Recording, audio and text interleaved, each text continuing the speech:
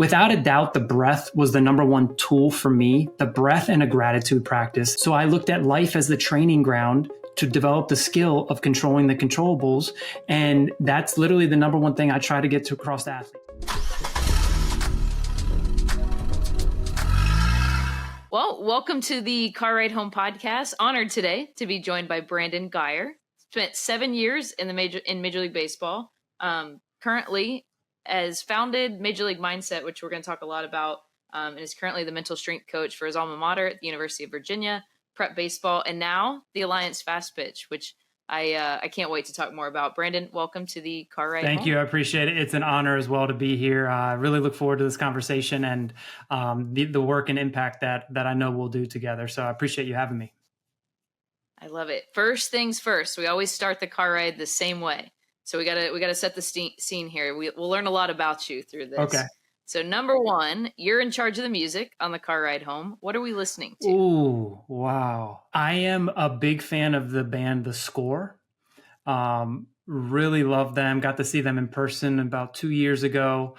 So I like that. And then I'm a big, growing up, my walk-up song was always a song by Lil Wayne or Machine Gun Kelly, because I was in Cleveland and Machine Gun Kelly's from the land in Cleveland. So those two, but with my young kids in the car, can't really do that. So I'll go with The Score. Lil Wayne, that's fun. We always go to the walk-up songs, right? Next most important question on the car ride home, where are we eating? And you can answer it two ways. Can you go like when you were a youth athlete and then when you were a professional athlete? Because I'm curious if that changed. So when I was a youth athlete, I always wanted to go to a place called Boston Market. I don't know if you're ever familiar with that. For whatever reason, I loved the 3-side sampler. Probably not healthy at all. But I wasn't into nutrition at that age. So I would get like tortellini salad, macaroni, and like cream spinach. And then if I was extra good, my dad would let me get a 4th side. So like no protein in there at all. It wasn't good at all. So I really don't recommend that.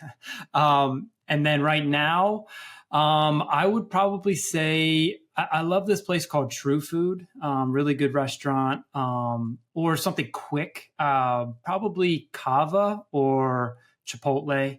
One of those two, get a good, nice little bowl with some protein, good, healthy carbs and fat. So I love asking, especially professional players or retired, of how it changed. Because I remember what I used to eat as a kid after games or before games, and then how that changed later in life. And I'm also working on Cava for a sponsorship because so many people now choose Cava. Yeah, you got to. It actually started around me here in Maryland, and then it's cool. I feel like everywhere I travel, there's a Cava. It's so cool to see. I'm a big fan. Well, I think and I'm sure it's similar in baseball. I think it's similar in youth sports in general, but the car ride home is it's almost synonymous with youth sports, right? We spend so much time going back and forth to practice, to tournaments, to games. We spend a lot of time in there. So I'm curious when I ask, what is the most memorable car ride home? What's the first thing that comes to mind when I ask that? That's a great question. And so I grew up, my parents were divorced at a very young age. So I lived with my dad for the most part. And I always say, like, I was so fortunate because he would never make an 0 for 4 game seem like a 0 for 6. He would somehow try to, like, if he talked about it at all, make it like it was a 4 for 4 game. So I don't know if there's one memorable one. Like, there's some great ones when we won championships and stuff, but I would just say growing up, my dad not making a rough game feel even worse and just like trying to build me up and really not even talking about the game if I didn't want to talk about it. So I try to implement that with my 3 young kids now too. And so it's not a specific answer to your question, but I would just say, I'm so grateful for having a father that just had my best interest at heart and knew that if I was upset, let's not make it even worse. Not, why did you swing at that? What did you do there? How could you do that? So yeah, hopefully that answers your question. We're hard enough on ourselves, right? And so when parents recognize that, I totally agree with you. Yeah, 100%.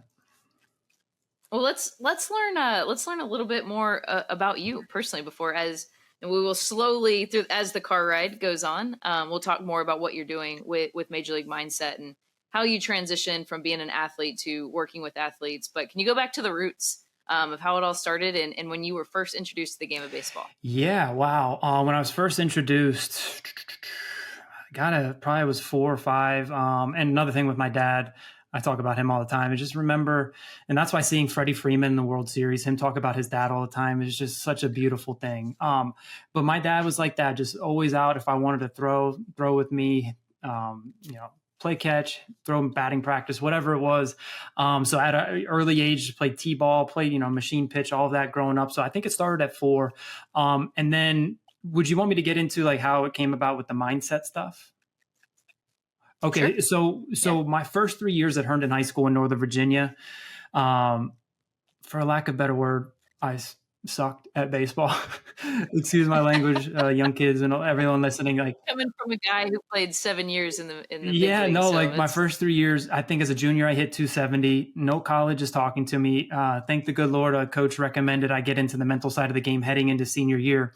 So I did that, but I didn't just like go through the motions. I did it. I read books, I studied, and then I just like really tried to apply everything I went over. And I literally just felt like a totally different person first and then player. All of a sudden I had emotional control. All of a sudden I had routines to handle failure and stop spirals. All of a sudden my focus was able to be in the present moment more and more consistently. And I was having more fun and enjoying myself so much more. And once that happened, I was like, wow, I became obsessed with the mental game. So I wanted to continue to do it. So I had a good senior year and went to the University of Virginia, continued to train my mindset there as I played, and was very fortunate after there and up until 2020 when I retired. I got to work with some of the greats when it comes to mental performance in the world. And I really wanted to, when I retired, take everything that I was fortunate to learn from all of them and my playing experience at all the levels and give back to athletes of all ages, of all sports, because this directly translates no matter what sport we're playing, no matter what walk of life we are. And so that's when I started what I'm doing now with Major League Mindset in 2020 and just taking the combination of my playing experience and the wisdom and knowledge that I learned and that I've learned from ancient wisdom thousands of years ago, the ancient Stoics, like really try to put everything together in a program to help players, people, coaches, parents, like just become their best self and then help others do the same and just create ripples together. So quick snapshot of really what got me into the mental game. you answered like all my questions right there. I'm gonna Sorry go about that. back for a sec because I'm curious, and it's an interesting segue, right? Where your first 3 years of high school weren't ideal, and then your senior year, this change happens, and now you get recruited, and you're on your path to professional. Was there like one specific thing you could point to? Was it just reading? Did you have like, was there a day that it just like a light switch came on? Or was it more kind of a longer I think period? it was gradual. Some of it was kind of instantaneous, such as learning about my breath. And we might talk about it more, but like when I played, I had this wristband that I had made, and in the middle or right here it says "breathe" stitched into it. And so I bring that up because that year, 2003, heading into 2004, my senior year, that was one of the first things I learned, the power of the breath, to gain control, to slow things down. And so that was an immediate thing. I don't know if it was kind of aha, because when I first was taught it and read about it, I'm like, we all breathe. What do you mean? Like, but there's a specific way to do it to really gain control in the moment. So that, but then everything else I think is just a gradual process of just like showing up every day, creating new habits, creating new behaviors, and looking at the long-term process and really trying to strive to like connect to my future self, like a year from now, 5 years, 10 years. And when I was able to make that connection and learn all of this stuff from all facets of life, it really helped me day to day to day stay motivated and really do the things that I knew were in integrity with who I aspired to become. And knowing that when I become that, well, then I'll be able to achieve the other things. So yeah, it was kind of some instantaneous, and then others was just like a gradual process. I'm so curious because I think it's really cool because you're somebody that played the sport at the highest level and you're literally practiced what you are now teaching and you were doing it at that time. When you got to University of Virginia to play, at that point in time, like were teammates talking about mindset? Did you have a sports psychologist or a mental strength coach or anything? Or you kind of out on an island, like doing some of these things yourself. Well, what's funny about that is heading into freshman year, or they call it first year at UVA. My first year at UVA, I all of a sudden I thought I was this hot shot recruit, and I studied the mental game senior year. I knew it good. I'm good to go. It's like riding a bike, and I didn't mention this earlier because I didn't want to have the whole background take up the whole session today. But heading into senior or first year at UVA, I stopped training the mental side of the game because I thought it's like you train it, you're good, it's set in stone. I got there. I was recruited as a third baseman. Ryan Zimmerman was at third at the time there. They tried the experiment of putting him at shortstop and me at third base. And I reverted back to my first couple years in high school where I would make an error. I wouldn't want the next ball hit to me. I would strike out and I would just be the next at bat. I would just be like, oh, don't strike out again. Don't strike out again. I couldn't control my emotions. I wasn't having fun. I was just so stressed. Performance anxiety, the fear of failure was just eating me alive. So they moved me to the outfield for good because I couldn't handle third base anymore. I literally reverted to my first 3 years in high school. It was crazy. And then I got moved to the outfield, had season-ending shoulder surgery towards the end of that year. And when I had that, I basically told myself I recommitted to the mental side of the game. That first year, I was like, I'm going to enjoy college, this and that. I just got caught up in it. I recommitted. The next 2 years at UVA, was all in with it. Now, to answer your question, did some play? It was talked about, but back then it wasn't talked about a whole lot. And there wasn't podcasts you can go listen to like this one or anything like that. So just reading specific books like Heads Up Baseball, that was a big, big one for me. And then the guy who wrote that, Ken Ravizza, was my sports psychologist with the Tampa Bay Rays for 4 years. And he changed the trajectory of my life. And now if I can have that small piece and share something with somebody that could do possibly something along those lines, that's what I live for. And that's why I do what I do. And so that's kind of how it's come full circle. That's interesting. I always think about the journey of a professional baseball player because of the grind and how many players, and we all know the physical side, but the mental side that it must take on you guys too, whether you're all the travel that you're doing, like moving up, moving down. What did you use from a mindset at that point of just going through your journey, especially early on in your career through the minors up to finally making it to the 40-man roster? You know what? It's funny. So I always like to say anything mentally or physically that any player has dealt with at any age, I've been there. I'm sure, Jamie, you've been there. Like, we also experience things to different levels, but like on the mental side, fear at a very high level, worry, doubt, stress, embarrassing moments, performance anxiety, dealt with that. So mentally dealt with it all. Physically, I had 7 surgeries, 2 Tommy Johns, the all-time hit by pitch leader in Major League Baseball history per plate appearance. I have a nickname La Piñata. Physically, mentally, I've had so much pain, like coming up, and it was a grind like you talked about, and felt like I was going through the gauntlet. But I am so grateful for it because heading into senior year, I was all of a sudden equipped with tools to handle that. And I think if we can give athletes tools to really take control of their life, and because it's such an empowering feeling, it changes everything. So to answer your question, without a doubt, the breath was the number one tool for me. The breath and a gratitude practice, hands down, those are like 1A, 1B. Next, the skill of controlling the controllables that we all hear about. But just like a physical side, we have to practice it to get good at it. So I looked at life as the training ground to develop the skill of controlling the controllables. And that's literally the number one thing I try to get to across to athletes. It's simple in theory, it's harder in practice. So how can we help you get clarity in what's in your control? And then you just become relentless with it and only focus on that. It's so hard to do. But again, Jamie, like a physical skill, you get reps, you become so much better. And then you have more fun, you're more confident, you play free and loose, you gain control in the moment, and then you play free and loose on a consistent basis. And when they do that, the results come their way as a byproduct. So I would say those 2 things helped out. And then last thing, Jamie, because I could talk about this part forever, it's developing set routines. And pregame, like meditation, breath work, journaling, that kind of stuff. In game, such as a pre-pitch routine. Post game, such as champion journaling post game, and all that kind of stuff.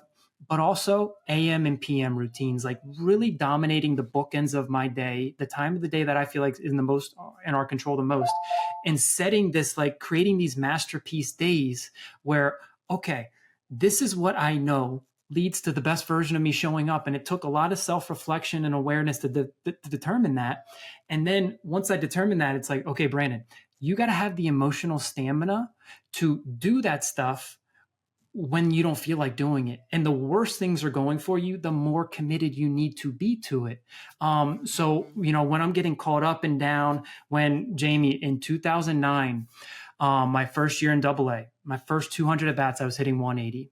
And thank the good Lord, I had a mentor at that time, something that I'm trying to do for players now. He basically said, Brandon, you're doing your routines, you're doing everything the right way, you're training the mental side, the physical side. If you're not getting the outcomes you want, it's because it's the challenge you need. You don't know why right now you're facing it, but it's going to help you. So I eventually got sent down to high A, got called back up towards the end of that year, but I was the worst hitter in the league in 2009. I hit 190. The next year, because I stayed committed and had that emotional stamina we just talked about, in that same league, I became the Cubs minor league player of the year and hit 344 and led the league. And I'm only bringing that up because you asked about like what I did to help through that grind and gauntlet. It was all of that, controlling the controllables, just my response to any adversity, and just saying, honestly, bring it on to everything. Fear, adversity, uncertainty in my life, bring it all on. I've trained for this. I can handle it. Thank you, universe. You're giving me something that's going to make me stronger, is really how I tried to approach it each and every day. Oh, it's so good. It's so good. You and I talked about this, and I know a turning point for me in my professional career was the simple question of, how for you guys, how much of the game is mental, how much is physical? And large majority of people were saying, oh, mental is 80%, 70%, high percentage.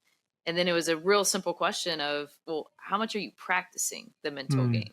Because we'll go out and hit, we'll go out and run, we'll go out and lift, we'll go take ground balls, but are we actually working on that? I'm curious. You and I talked about that, but is that a similar conversation that you're having with athletes too, about just being realistic? Like, are you practicing? Yeah. And I think it starts with a couple other questions. I think we talked about this too. Like, okay, what's a 5-tool position player? Hit for power, hit for average, good arm, good speed, good defense. And then, okay, if there's a 6-tool, which I believe there is, and it's the most important, what is it?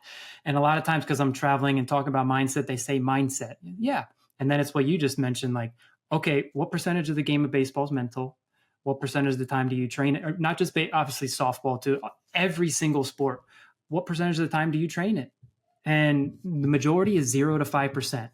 And they either, for whatever reason, they never been taught how to in an intentional way. They don't think they have the time to. When I think it's just, can you spend 1% of your day? And 1% of our day for all of us is 14 minutes, 24 seconds. So yeah, we're doing the physical stuff, Jamie, like you talked about, like that's fun. You sweat, you see the results.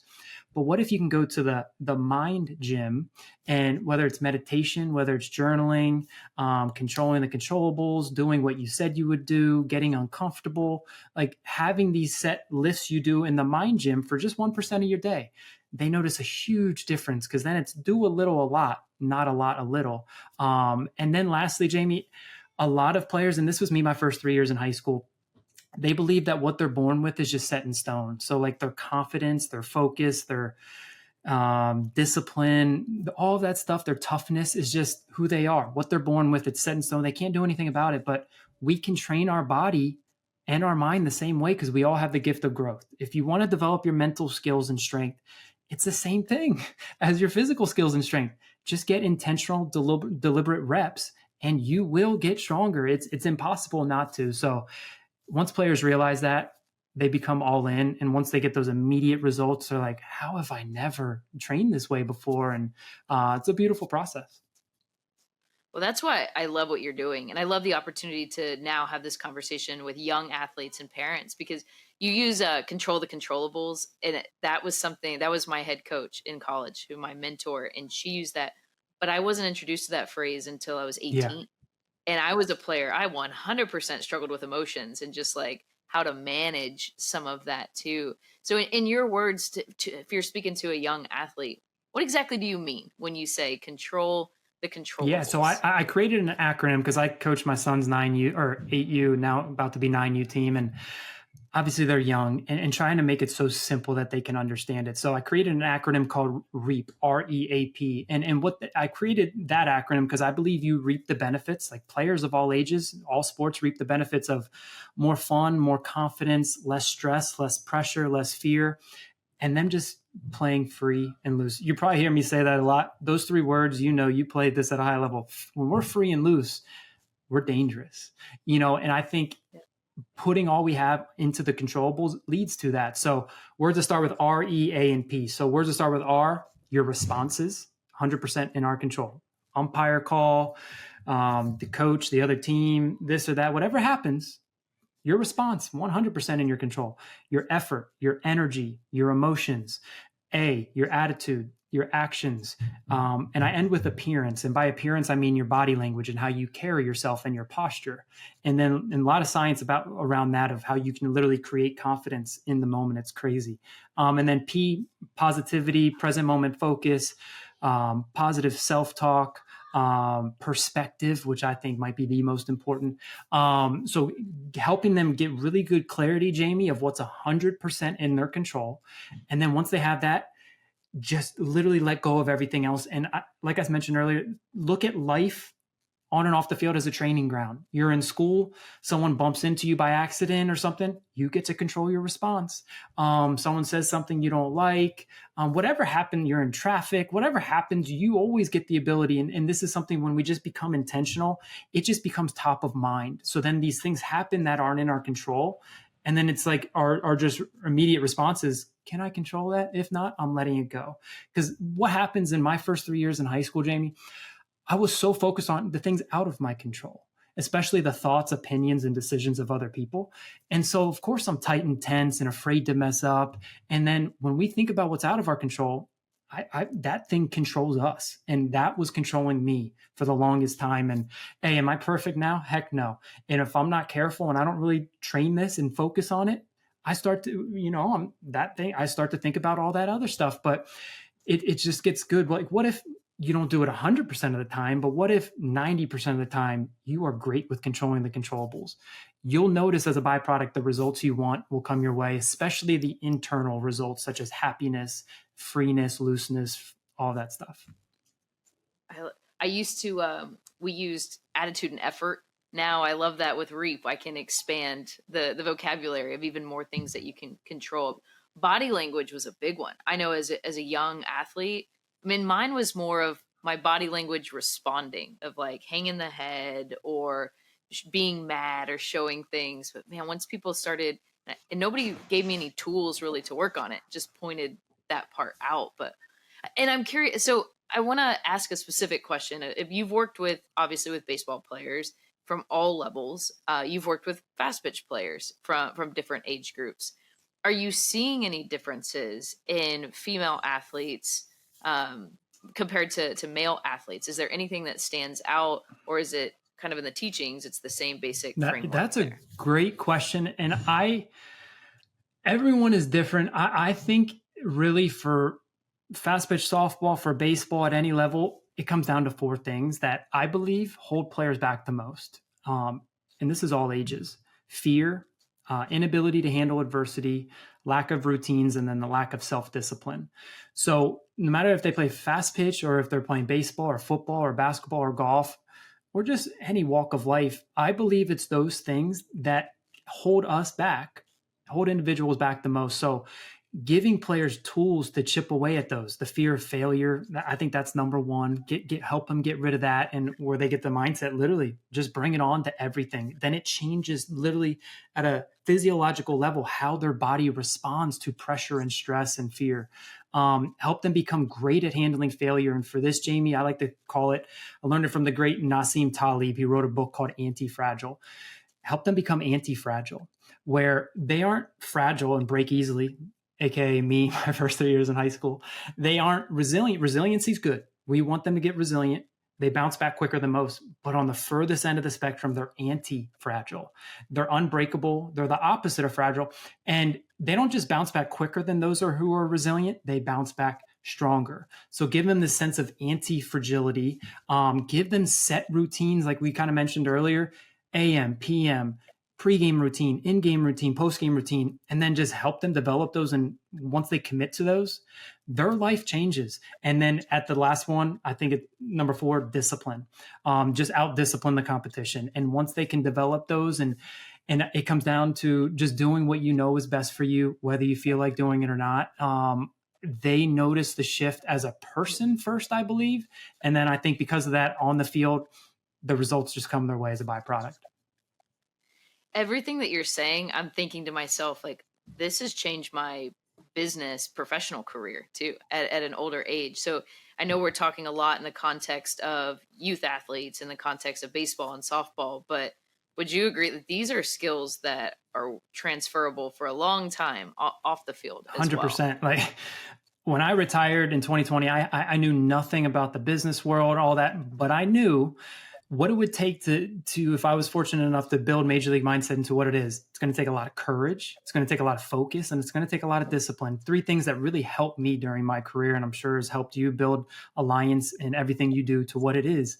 And no matter, so in school, man, I have a lot of players who really do box breathing before tests if they get anxiety, and then they just say those 3 words: bring it on, bring it on, bring it on. And it's not me that made up the bring it on thing. It's scientific backed. Study after study has proven when we perceive and approach adversity rather than avoid it, and we say those things, we take control of our self-talk. It's so powerful. So whether it's school, whether it's relationships, if I have to have a tough conversation with my wife or anybody else, I use these tools so that I'm going in able to, communicate like I want to, and just like in control of myself and not from a highly reactional kind of mind state. So every walk of life, I'm fortunate to work with different companies and, any company you can think of. And it's the same. I might change it from a pre-pitch routine to a pre-sales call routine. It's the same, exact same thing. And literally I'm still using it to this day when I go and do big speeches or anything. I still feel fear. I still have anxiety, but I'm able to channel it and use it for good, basically by saying, oh, thank you, body. I'm excited. I'm not nervous. I'm excited. Thank you for giving me this energy. Bring it on. This is what I trained for. I'm ready for this. I want this. And gosh, when we do those kind of things in the moment, it just leads to the best version of us showing up and helping others do the same. I love that. It's funny how sometimes I'll catch myself now of like, wait, you did this as an athlete. You hired a coach as an athlete. You had routines as an athlete. Now transferring that, I'm still working on my morning routines and my my PM routines. Yeah. I'm curious, the parent. So speaking to the parent, and especially in youth sports, the parent is obviously a big part of an athlete's journey. What role does the parent play in the mental mindset of an athlete, the mental strength of an athlete? I think it's everything, Jamie. I thought this before when I played and before I had kids. And now that I have a 9, 8, and 6-year-old, I really, really believe in it. I told you about my dad. So grateful for how he raised me and what he was like as a parent of me playing sports. I think parents are the mental skills, the mental strength coaches. They are the main mental strength coach. Like if someone were to take my program, if I were to work with them, I'm only there with them for so long. The parents, especially the youth of softball player of all sports, they're with them after a game. They're with them before a game. During a game, it's really good for parents to really understand, okay, this is what Samantha does pre-pitch, so I can know if she's in control. If not, maybe we can talk about that. And this is what, when she's starting to spiral and I can tell, this is what she does. I remember she presses this reset button to gain control. Parents are everything. And when they can understand their obviously they all want what's best for their kid, and we all do, but sometimes we unintentionally get in the way of that. And, just helping parents with these different tools and techniques to help them, especially in the car ride home, I think goes a long, long way for their child's success in sports and out of sports. So in your program, which I'm excited, we can talk specifically too of what we're going to do together with Major League Mindset and the Alliance Fast Pitch and offering this to athletes.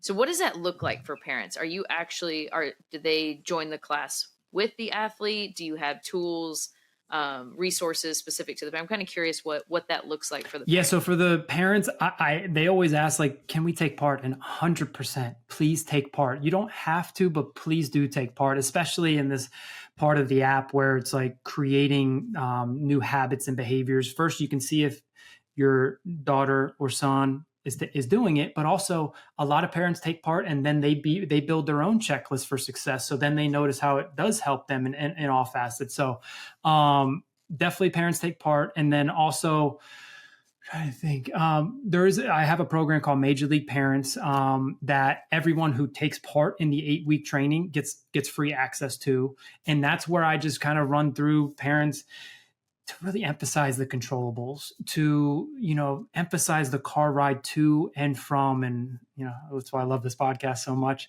The podcast name, how that's one of the most important times for players and their mentality and enjoyment, I would say. And then giving them specific things such as like in the car ride home, I think it was something I've done a long time. And then I started to introduce it with my kids is a little reflection process. Key facet if they want to do it. If they don't want to talk about it, fine, cool. But it goes, and I call this a champion journal, but we just do it out loud in the car. And that is, what did you do well? Always starting with what they did well, what could you have done better, and then what adjustments will you make next time based on what you could have done better. And really with these, I'm focusing on what was in their control.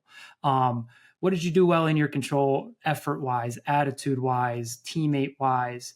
And then if say it was a rough game at the plate and in the field, and they can't say anything that went well, then there's a bigger problem because that means they weren't good with the controllables. And that's why we really want to start to emphasize that before the game, during the game, and after the game. What could they have done better?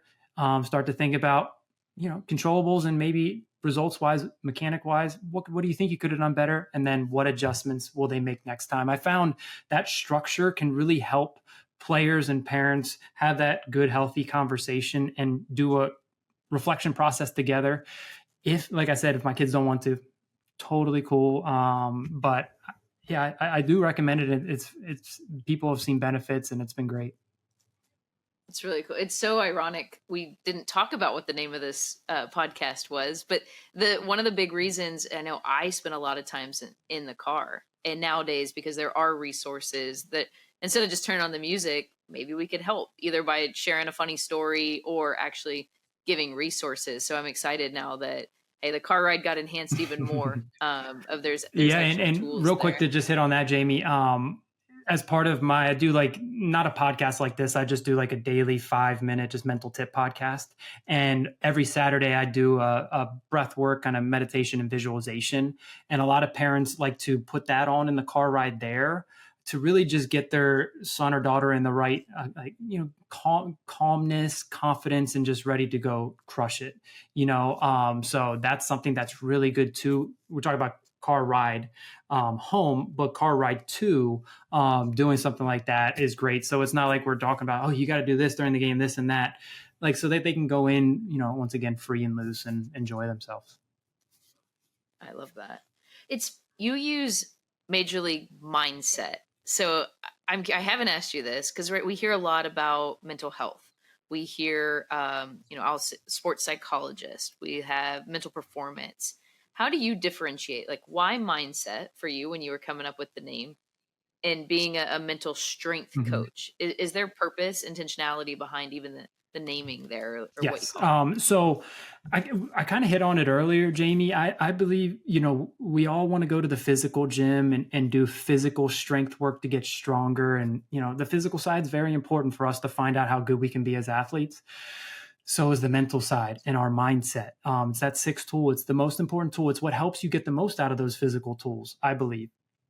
And so, yeah, there's physical strength training. So I was like, well, mental strength training, that's what I'm after. And not just to be a good player, to become resilient, anti-fragile, to be in complete control of yourself and just become so great at handling the adversity that's inevitable for all of us. And I think it comes down to mental strength.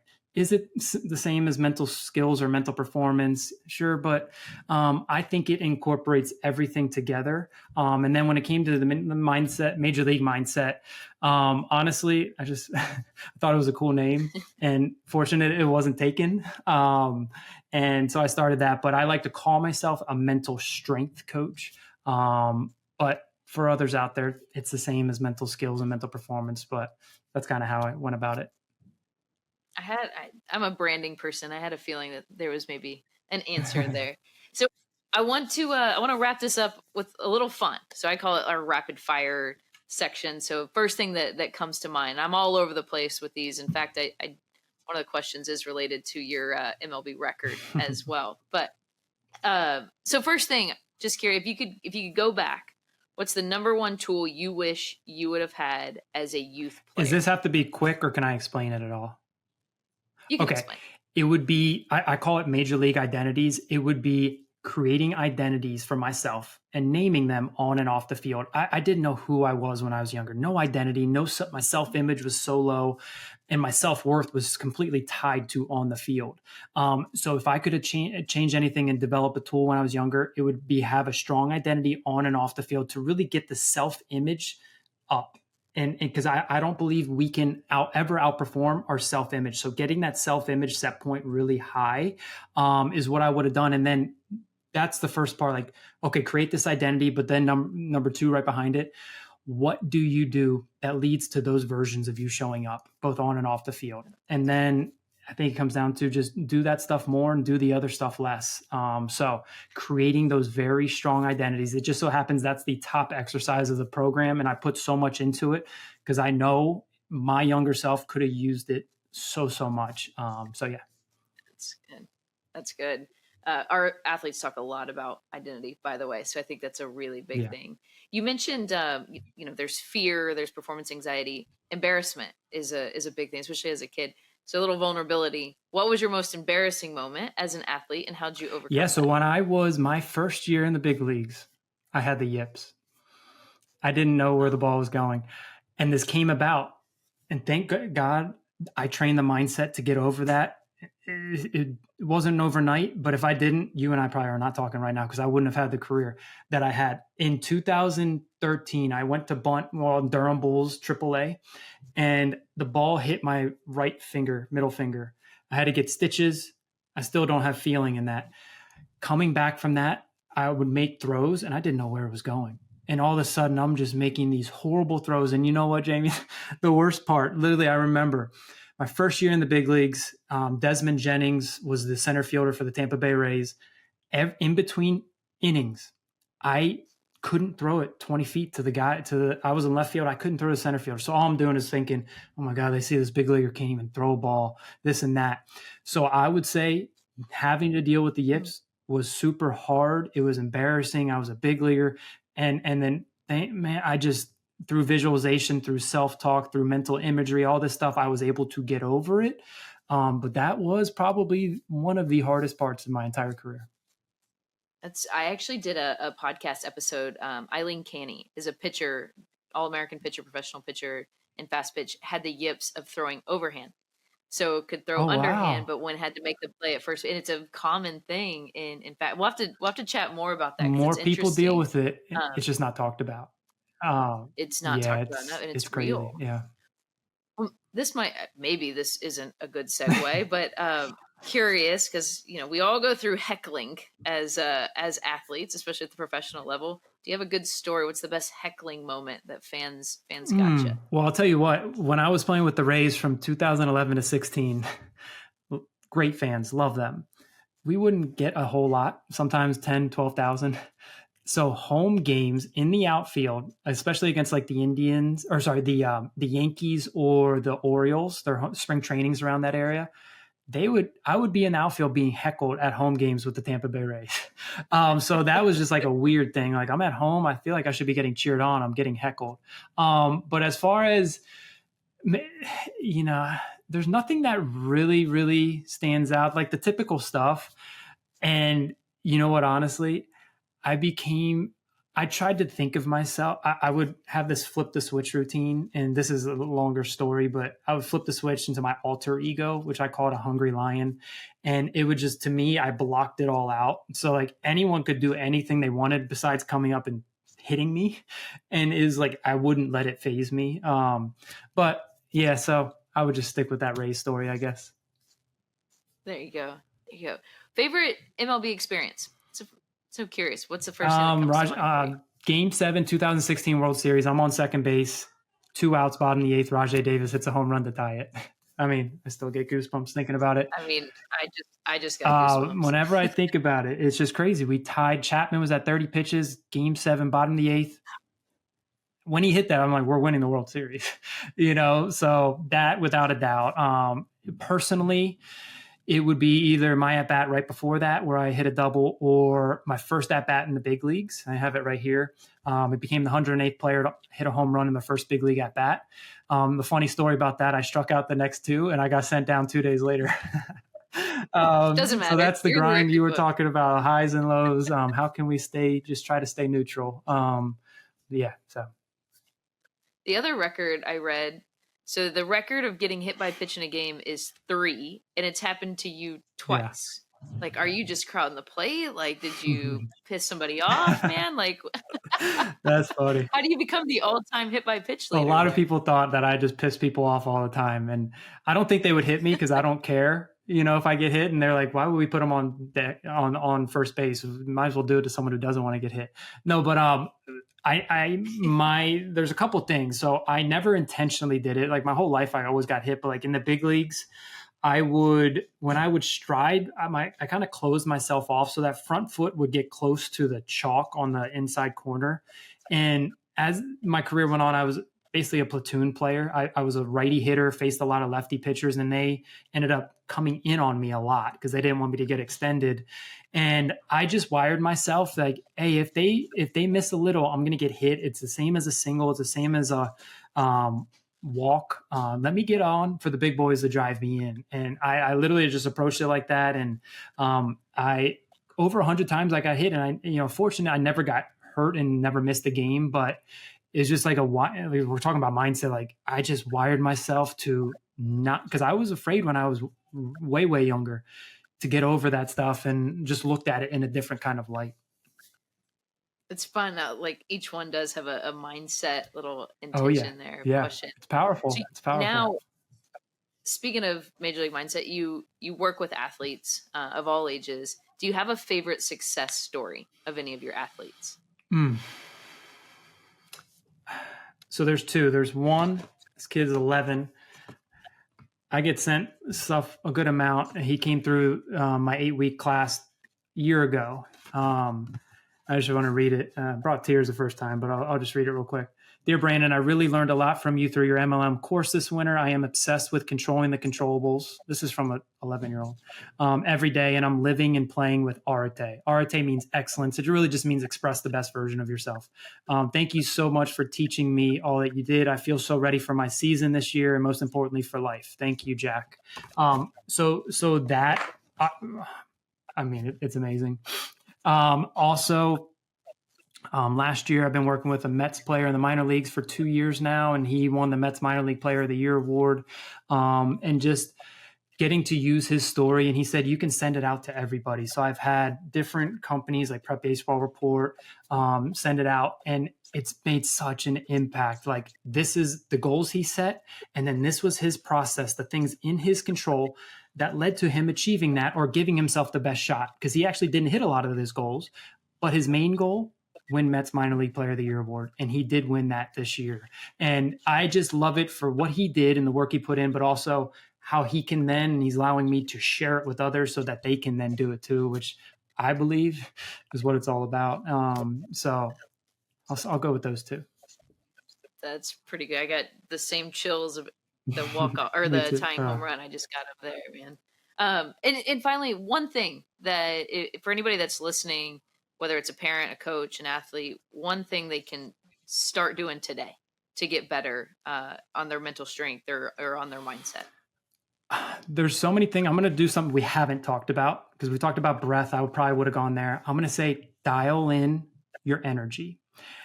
Really focus on I call them the MLM fundamentals. You're eating, you're sleeping, you're training mentally and physically, you're breathing, and your self-discipline. If you can get more energized than ever mentally and physically, your perspective on things will change. You'll show up with a different energy about you. And then when your inevitable adversity comes your way, my way, all of our way, it won't affect you as much, and it won't last nearly as long. So get your energy dialed in, get great with that. I think we'll be sending out some sleep stuff, here soon, but that's the easiest stuff, and it's all in our control, which is the beautiful part. I love it. I'm fired up. I'm going to use that. I'm also going to use Bring It On into my meetings. I'll have to send you one of these. Bring it on. I love it. Well, Brandon, I know we're going to send info out about working together too, but just in your own words, what can our members expect? What does it look like to train with, to work with you and Major League Mindset? So first off, Jamie, it is a tremendous honor to be able to partner with you guys, because I know the impact you all are already making on so many fast pitch softball players' lives and their careers. So first, it's an honor and greatly appreciate it. Second, it's the same program that many softball players, baseball players, all sports, all ages have taken part in. And what you have my word, it's a proven system, and I will give you everything you need, and you will get everything you need to find out how good you can be and become the best version of you as a player, but more so as a person and as a human being. And I think because of that, you're flourishing, your well-being, your perspective, everything will skyrocket, and then your performance will too. So you'll have specific routines, tools, new ways to develop habits and behaviors that I believe, if you put the work in and apply it, will change your life on and off the field. I love it. I'm fired up. I'm so happy that this resource is here for kids too. And I'm passionate. I started my career in baseball, but I'm obviously a little biased towards our fast pitch players, but what empowering these young girls to be strong women on and off the field. I'm super pumped about that. My oldest is a girl. And it's you're a girl dad. What we see out there is it's crazy nowadays with, we don't need to get into all that, but like helping her have this strong self-image and just how she views herself and how she carries herself and how she handles adversity and other people. Like if we can give other people tools to do that, that's all we can do. It's huge. Well, be looking out for our new partnership here. But thanks for joining. This was really fun to go to kind of even reminisce too of some of those things. I know it played a huge impact in my career, and like I said, I wish I would have had it way younger. So I wish Major League Mindset was like 20 years ago for me. Yeah, well, Jamie, thank you, and I'm sure we'll talk here soon, and really look forward to the work that we can do together. Thanks for joining us on the car ride home. Absolutely. Hey guys. We hope you're enjoying the Car Ride Home podcast. Hopefully we're filling the air and making your car ride home a little bit more enjoyable. Please be sure to subscribe to our podcast on Spotify, Apple, or YouTube, and leave us a review. If you have any special guest or requests that you'd like to hear, or have us bring a guest or a story onto the podcast, shoot us an email, info@thealliancefastpitch.com. We'd love to hear from you.